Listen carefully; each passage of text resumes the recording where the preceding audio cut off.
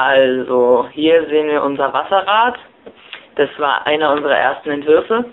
Wir haben da auch direkt schon ein Wasserrohr eingezeichnet und wie man hier drin sehen kann, sind dort kleine Fächer eingeteilt.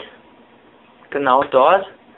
Was wir uns dabei gedacht haben, war, dass die Hebelkraft beim Runterdrücken eine der größten Kräfte war. Die wollten wir also so hoch wie möglich haben. Und durch unsere Unterteilung, die man gerade eben gesehen hat, staut sich das Wasser ganz am Ende von jeweils jedem Arm vom Wasserrad und dadurch ist die Hebelkraft natürlich größer, als wenn es verteilt wäre über die gesamte Fläche vom Arm. Wenn jetzt doch das erste Fach oder der erste Dings gefüllt ist, dann fließt das Wasser über die zweite Barrikade, die etwas kleiner ist als das Ende, ins zweite Fach. So wird das Wasser wieder am äußersten Punkt gestaut und dadurch ist eben wieder die Hebelkraft am größten, da die Masse wieder weit weg vom Mittelpunkt liegt.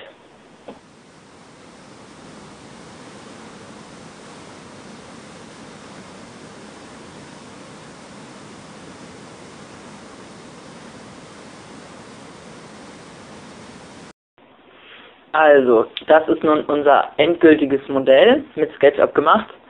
Erst einmal rundherum. Aufgrund der begrenzten Möglichkeiten durch die Vorgaben ist es eben jetzt nicht ganz so, also sind die Arme jetzt nicht ganz so lang geworden, sie sind mehr ein bisschen kürzer, aber dafür halt ein bisschen gestauchter sehen sie aus, geworden. Sie können schon hier unsere Steckverbindungen sehen, also die äußeren, die kann man gleich nochmal besser sehen. Jetzt kommen wir zu den inneren Unterteilungen.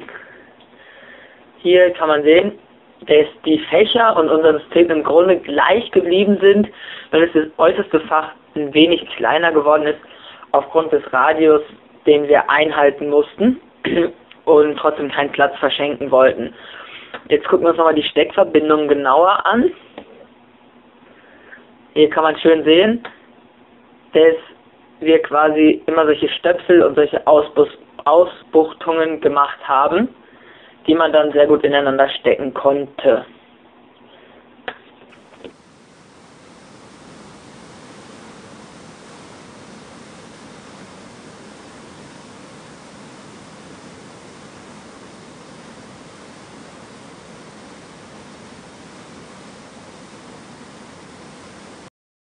Auf diesem Bild ist unsere Achse zu sehen.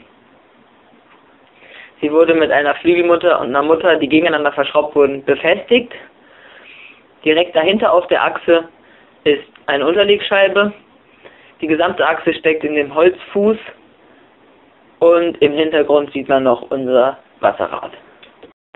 Auf diesem Bild kann man wieder unsere Achse sehen, nur sind wir diesmal auf der anderen Seite. Man kann auch die Kugellager sehen, die wir in den Holzfuß reingesteckt haben, damit die Achse sich einfach besser dreht. Wir haben Heißkleberdichtung verwendet, da die Fugen zwischen den einzelnen Plexiglasteilen nicht ganz dicht waren. Es sieht zwar vielleicht nicht ganz so schön aus, aber da ja bekanntlich unsere Priorität erst auf der Funktionalität und dann auf dem Design liegt, ist uns das jetzt mal egal. Da unsere Heißkleberpistole leider nicht lang genug war, um bis dorthin zu kommen, mussten wir leider was runtertropfen lassen, wodurch dann diese unansehnlichen Bollen entstanden sind. Auf diesem Bild sieht man unsere Steckverbindung von der Unterplatte eines Arms zur Seitenplatte. Wir haben sie mit Heißkleber befestigt und zusammengefügt und das hält gut und dichtet gleichzeitig auch ab. Auf diesem Bild sieht man unser Wasserrad von vorne. Wir haben zwischen den beiden Seitenstützen eine Mittelstütze angebracht. Diese dient jeweils zur linken und zur rechten Seite als Stabilisation mit einem Winkel. Da wir aber nicht einfach ein Viereck machen konnten, weil sonst das Wasserrad nicht mehr drehen könnte, haben wir es in der Mitte ausgehöhlt und so einen Platz fürs Wasserrad geschaffen.